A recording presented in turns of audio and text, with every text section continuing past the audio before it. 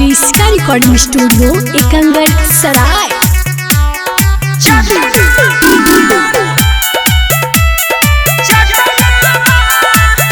Presented by Kriska films. यारवा के लेखा ओठे कटना बा, यारवा के लेखा ओठे कटना बा।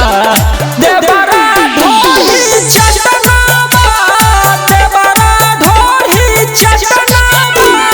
घरवा से लेके आइल पटना बा, घरवा से लेके आइल पटना बा।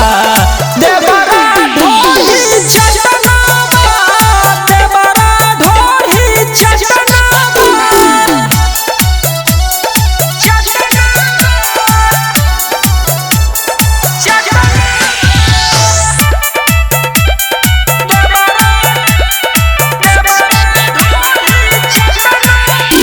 जवानी के फायदा उठावत रे, राती के रोजे रोआवत रे।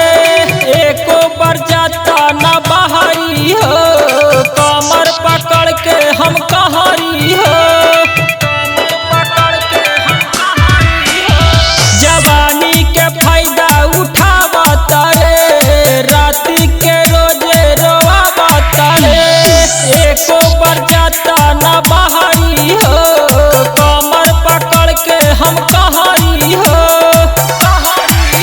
मन भर नहीं करत बेतना न, मन भर नहीं करत रे एतना बा। देवरा ढोली चटना बा, देवरा ढोली चटना बा। घरवा से लेके आइल पटना बा, घरवा से लेके आइल पटना बा। देवरा ढोली चटना बा, देवरा ढोली चटना बा।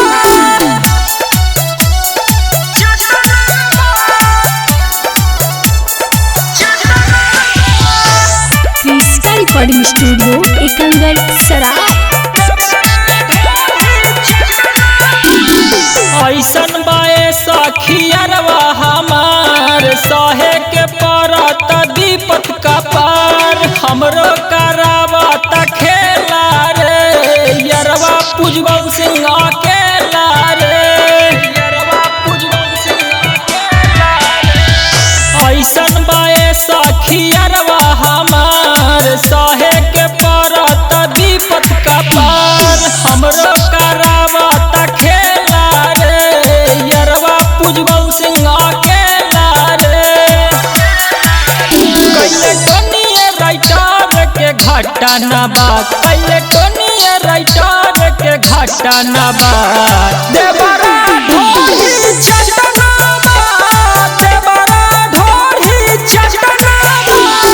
यारवा के लेखा ओठे कटना बा, यारवा के लेखा ओठे कटना बा।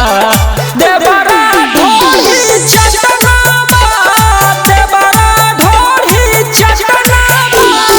क्रिस्का रिकॉर्डिंग स्टूडियो एकंगर सराय।